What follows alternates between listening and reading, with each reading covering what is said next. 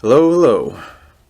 Given the largely positive response I've been getting lately for my first album ranking video on Music by the Kinks, it made sense to do yet another one. And one band every classic rock fan worth their salt has an opinion on is Queen. They're one of the most influential bands of their time, and their hits will continue to stand the test of time. So the question that some of you may be asking is, am I ranking all of Queen? Or is there a cutoff point? The answer to that second question is yes. I'm only ranking the 15 studio albums that the band recorded and released up through the mid-1990s. No Paul Rodgers, no Adam Lambert. And bear in mind, once again, that the rankings in this video are my opinion, and yours are likely to be different, if only a little. So let's dive in. Number 15, Hot Space. This album took a lot of listeners by surprise on first release, what with the band devoting all of side 1 to dance-oriented music. But I do think that it's a little unfair to judge that side so harshly. As I said in a previous video of mine, most of the songs are pretty good. The only one I don't care much for is Body Language. And as far as side 2 goes, a lot of these are great songs, capped off with the David Bowie collaboration, Under Pressure. Number 14, Made in Heaven.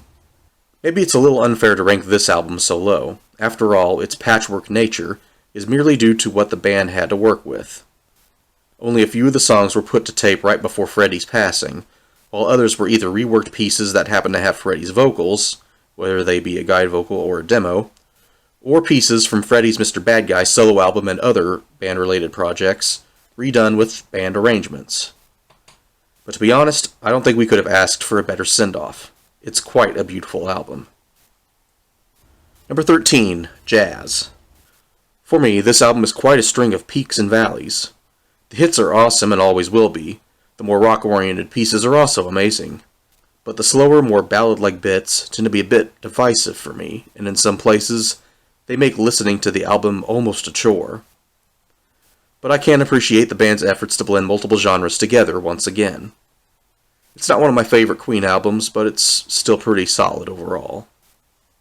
Number 12, Innuendo. Both this album and its follow-up have a bit of a dark cloud lingering over them, given their place in the band's history. But I can't deny that this album is quite the throwback to their 70s material. There's only a few songs on here that I can say I'm not that crazy about. Delilah, Don't Try So Hard, and All God's People. But the best tracks buoy the whole listening experience a great deal. Number 11, A Day at the Races. This was their first album to be produced by the band after a great 4-album stretch with Roy Thomas Baker. It's difficult to come off the success of a smash album like A Night at the Opera and present something just as magnificent. But the great thing about this album is Queen didn't overexert themselves by trying to go as big. This album does more with less and still remains amazing. From the bluesy romp of Tie Your Mother Down to the gentleness of Teo Toriate. Number 10, Flash Gordon. This is one of those movies that tends to end up as a guilty pleasure for many on account of the things that weigh it down so much. Some point towards the performances of its two leads, some to the garish then, now cheap Power Rangers episode quality of a large portion of the costume design, some to the overly campy tone, and you can debate how offensive the concept of Ming the Merciless is, both then and today, until you're blue in the mouth, but one thing remains a shared opinion among all who know about the movie. The soundtrack is phenomenal. This was the first movie soundtrack album I added to my music collection, and today it's one of the lucky few. As far as the audio excerpts from the movie go, I could take them or leave them. That's largely due to the fact that I got the album long before I got a chance to watch the movie in full. Number 9, The Works. Planned to be a stylistic shift after the critical response to Hot Space, The Works comes off as an album of extremes in some places, getting mixed reception worldwide, yet becoming their longest charting album to that point, and delivering on its promise to be more rock-oriented, yet featuring a rougher and sometimes overly stripped-down approach to the sound. The album's strongest tracks have always resonated well with me. Number 8, A Kind of Magic. This album has such a delightfully strange status given that it serves as a partial soundtrack to the film Highlander. Much like Flash Gordon, I had this album in my collection for years before I got around to seeing the movie. But even before then, I felt that a large percentage of the strongest material was among the songs that were in the movie. As for the non-film songs, One Vision is the only one that really stood out to me, and I mean that in a good way. A lot of critics were puzzled by its half-soundtrack status at the time, with one reviewer wondering how much of it was really Queen and how much of it was just them writing for the film. But to my ears, there is no question about it. This album is all Queen. And after a few uneven diversions, it feels like a worthy successor to The Game. Number 7, Queen 2. With an album cover that has remained iconic since release, their second album is near perfect. My only complaints are the use of a racial slur during March of the Black Queen, a song that would have been the best piece on the album if not for that, and how short the album is overall.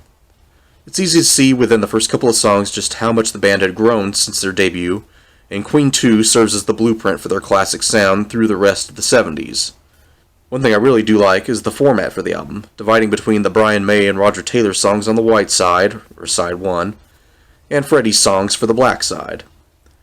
Many musicians and producers have pointed to this album as a major influence. Number 6, The Game. The band burst onto the early 80s music scene strong with this album, and it marked several major changes for the band. It was the first to feature the use of synthesizers, quite a shift from the band's previous credo to mark each album's liner notes with the clarification that they weren't using synths. The album also saw the band steer towards more funk and dance-oriented influences. Some critics have looked back on the album as their last true classic. I'm not sure if I agree or not, but it did help define a great deal of what they would bring as the decade progressed, and it still remains one of their best albums. Number 5, The Miracle. This was the first album to be recorded after Freddie Mercury's HIV diagnosis, but nothing you'll hear on the album suggests a feeling of borrowed time. I feel like this one really strikes a great balance between the bolder, pop-oriented approach that a lot of their 80s material had, and the classic sound textures of the 70s. Even the weakest tracks on this album sound great to me. And while I have yet to pick up the box set version and pour over the newly released outtakes, the extra tracks I have from the 2011 deluxe reissue are a delight to listen through. Number 4, Queen. Released almost 50 years ago, critics said that it bore more than a slight resemblance to Led Zeppelin. A fair assessment, but that doesn't make this debut any less awesome. The band's energy pours out the moment Brian May's guitar opens the first song, Keep Yourself Alive, and never slows down even when the tempo does. What especially makes this album stand out is its long gestation period. The songs were first demoed in late 1971, and many of them retained their sound when the sporadic recording sessions began the following April. Not to mention, it would be more than a year later that it finally got released. But the greatest thing about this album is that the essence of the band's classic sound is here. Number 3, News of the World. In response to criticism from the emerging punk rock scene, the band chose to pare down their sound, resulting in a shift towards the growing arena rock sound. And yet, this album shows that the band could deliver another blend of genres without losing any of their sonic flavor along the way. While some would look at the smash hits that open the album and say the entire thing is justly rated, I disagree. The album as a whole is probably their most underrated record. I also really like the morbid album artwork, inspired by the cover of an issue of Astounding Science Fiction. Number 2, Sheer Heart Attack. Arguably a labor of love, as the band tracked the majority of the songs while Brian May was recovering from a bout of hepatitis and its after effects, this album really stands out even among their best. That might be due in part to the more intricate approach the band took to completing the album, recording at 4 different studios over the span of 3.5 months, with a great deal of multi-tracking used in the sound mixing process. Another thing that makes it stand out is the enduring legacy of a larger number of tracks compared to their first 2 albums. This was one of the last albums of theirs I collected on CD, but it stood the test of time as one of my overall favorites. Number 1, A Night at the Opera.